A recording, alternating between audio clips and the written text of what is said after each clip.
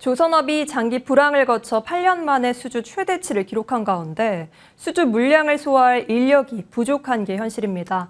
조선사 간 인력 유출로 갈등이 빚어지는 가운데 공정 경쟁을 해치지는 말자면서 합의하는 모습도 보입니다. 이충우 기자입니다.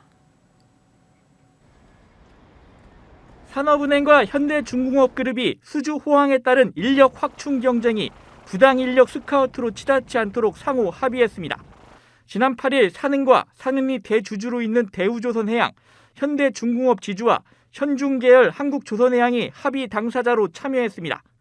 현대중공업이 대우조선해양을 인수하는 조선빅딜은 무산됐지만 조선산업 발전을 위한 공정 경쟁이 필요하다고 뜻을 모았습니다.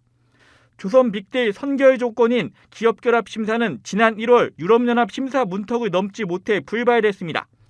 기업결합이 추진되는 과정에서도 피인수 회사인 대우조선해양 보호책 차원에서 사전 인력 이동을 방지하는 내용의 합의를 맺었던 것으로 전해집니다. 빅딜 계약은 해지하면서도 부당고용 유인 금지를 명목으로 기존 합의안을 큰 틀에서 유지하게 한 것으로 풀이됩니다. 최근 대우조선해양 노조가 현대중공업의 전방위적 경력직 모집을 두고 과도한 인력 빼가기라며 비판한 것과 무관치 않은 것으로 보입니다.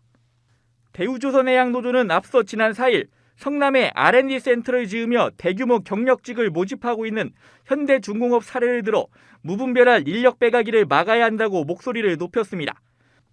노조는 신입 채용이 아닌 동종사의 핵심 인력을 빼내가는 무차별적인 경력직 모집은 국내 조선업 생태계를 파괴한다고 지적했습니다.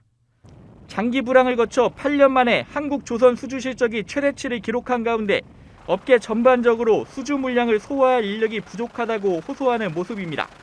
한 기업에 국한되는 것이 아니고 이제 빅3가 영향을 받을 거고 또 그러다 보면은 산업 내에서 그 실제 현재 숙련 인력이 필요하면 또 본의 아니게 중소형조선이나 이런 다른 쪽에서 또 이직할 가능성도 있습니다.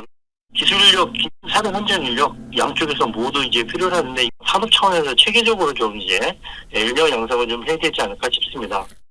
대우조선이 우려하는 것은 독자 생존 토대가 될 수 있는 수주 호황 기회를 제대로 잡지 못하는 겁니다. 이동걸 산업은행 회장은 지난 1월 간담회에서 대우조선이 기존에 확보한 물량으로 1, 2년은 버틸 수 있는데 그 이유가 문제라면서도 일단 올해는 채권당 금융지원 연장으로 영업에는 지장이 없을 것이라고 설명했습니다.